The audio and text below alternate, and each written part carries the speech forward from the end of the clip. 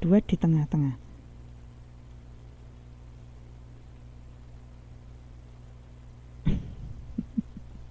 Mbak Dwi Jayanti luar biasa ini kejeliannya dalam membaca.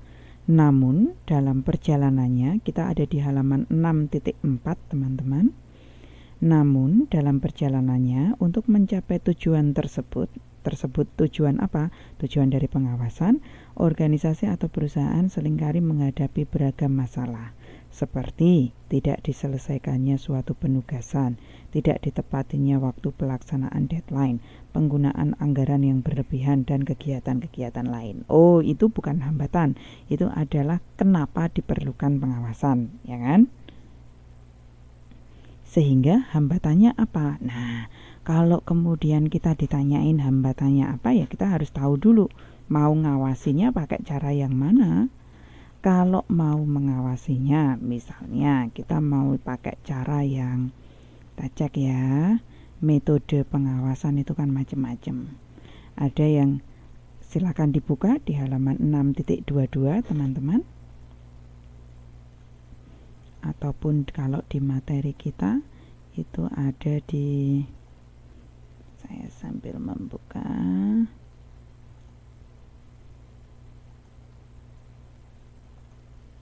(6.22) atau saya bukakan di slide adalah di sini. Nah, metode pengawasan, betul. Metode pengawasan ada metode non kuantitatif dan kuantitatif, ya kan?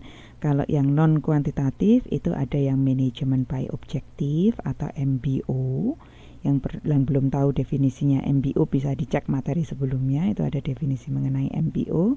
Kemudian manajemen by exception, kemudian manajemen by information system, dan juga audit kualitas.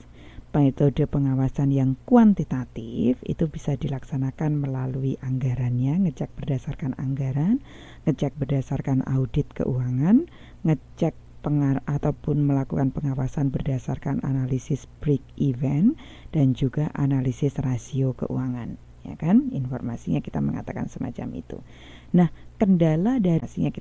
semacam itu. Nah, kendala dari setiap metode pengawasan tentu saja akan berbeda-beda. Seperti informasi yang disampaikan di buku kita mengenai kendala yang dihadapi ketika kita mau melakukan aktivitas manajemen by objektif. Ketika kita mau melakukan MBO, halaman 6.22, itu kan ada informasi secara umum hakikat MBO. Saya masuk di 6.23. Secara umum, hakikat MBO terletak pada penetapan tujuan secara bersama-sama antara manajer dengan bawahan, perumusan secara jelas tanggung jawab utama setiap individu dalam bentuk sasaran-sasaran yang harus dicapai, dan penggunaan ukuran-ukuran tersebut sebagai pedoman pengoperasian unit kerja ataupun individu.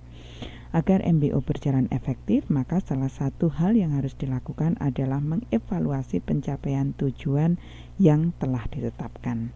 Dalam MBO, antara pihak manajer dan bawahan bertemu secara periodik untuk mengevaluasi kinerja yang telah dicapai, masalah-masalah apa yang timbul, dan bagaimana solusinya.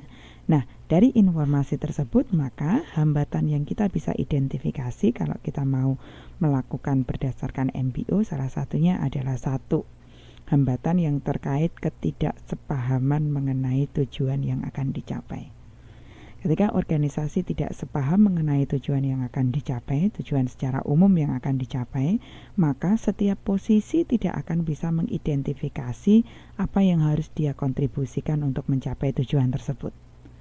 Maka ketika ini tidak terjadi, alignment atau kesinambungan antara tujuan umum dan tujuan khususnya, tujuan umum yang dimiliki organisasi secara keseluruhan, tujuan khusus adalah tujuan yang dimiliki oleh setiap departemen yang ada, maka itu akan menjadi satu hambatan yang besar ketika kita akan melakukan pengawasan. Kenapa ini akan menghambat? Karena kemudian kita tidak memiliki standar yang sama untuk kita melakukan aktivitas pengawasan. Padahal standar yang sama itu sangat penting untuk kita melakukan aktivitas pengawasan. Kenapa itu penting? Karena definisi pengawasan ada di halaman